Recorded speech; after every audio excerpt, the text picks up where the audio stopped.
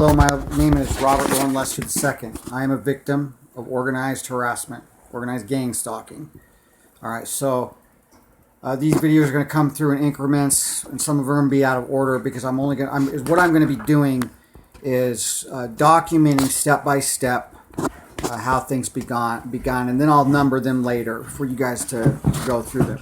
But let's start in 2009 when my stalking and harassment began. I was forcibly removed from my home. It was a setup. My ex-wife Barbara Kessler and her family had been plotting to oust me from the family for some time. They're my sisters. Cite Brad Harlan and Amy Harlan for witness and testimony about this. So, upon my forcible removal from my home, which was a setup,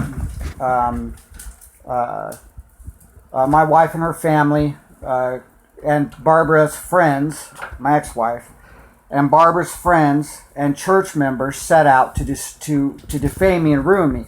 They broke into my home. They placed spy cameras. They placed listening devices. They recorded me without my knowledge. While there was a restraining order also, and while I was to have no contact with her. So they not only violated the restraining order in that regard, but my personal rights. So my mother, Dorothy Chan, also got involved, and a organized gang stalking campaign was set out on me. I was at my sister's house one night, and the voice to skull was used on me. These are the words that were used. The first thing that was played was the song Gino Vanelli's Wild Horses. All right. Note also later on that when I was stalked at People Ready, they sent a guy out in a moving company and he said his name was Gino.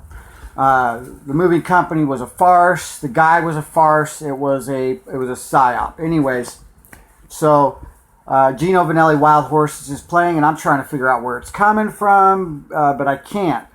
Later on that night, I'm drawing, a loud pop enters my ear, and several people start talking on the voice to skull. My sister Mary Beth, Tim Colette were joking. I asked them how they were doing this, how they were doing this, and they started laughing and said it was an RF modulated device and it was hidden under my bed. So I look under my bed because I think they're just trying. Tim's in the military. A couple of weeks prior, he had told me that there was going to be a civil war and that I needed to be on the right side of things and not to listen to Alex Jones because it was going to get me in trouble. It's truth. All right. So, so they hit me with the voice to skull and they start saying all kinds of crazy shit. That I was seen walking by an elementary school with a stick up my ass. That they were going to raid their house. They were giggling at this shit the whole time.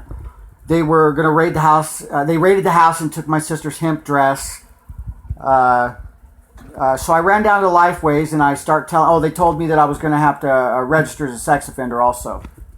So I go down to Lifeways and I asked them. For making a homemade love toy.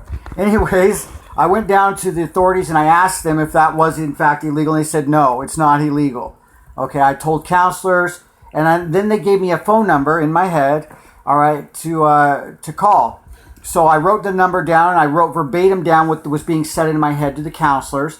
And they left, and they came back, and they said, "You are not schizophrenic from our observation. We don't know what you're experiencing, but you're lucid, and we called the number that you gave us, and somebody did answer."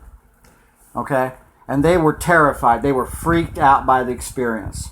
So I left and went to a respite center where I was continually harassed by voice to skull and other electromagnetic means.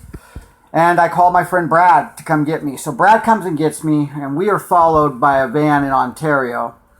And he takes me to a respite center in Ontario, Oregon. Well, I get out and I go visit with him, and we start digging around the internet, and I discover I put hearing voices in my head that sounds like a radio. And the first thing I get is organizedgangstalkingworld.org. And it literally, there were comic strips, and it literally, word by word, was what they were saying and attacking me with. I went into, so I ended up going and staying with a friend, Dave Foreman, where the harassment continued. All right, this is at 5 minutes. Look for video 2.